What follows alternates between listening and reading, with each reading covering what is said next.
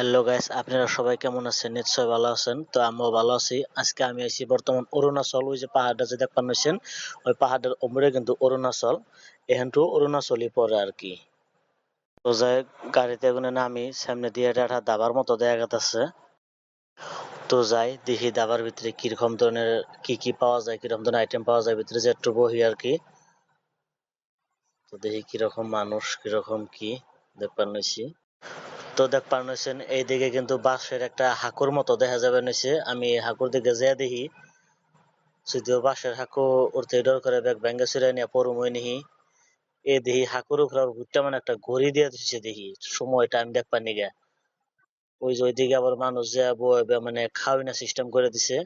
হাকুর তল দেওয়া পরে মানে পাহাড়ে কোনো ঝর্ণার পানি নেমে যাবে নিচে, এই পানিটা আর কি মানে ডাইরেক্ট সরাসরি নদীতে যায় নামবো। নদীতে মানে বিভিন্ন মানে দেশে গায়ে যাবো গা পানিটা আর কি।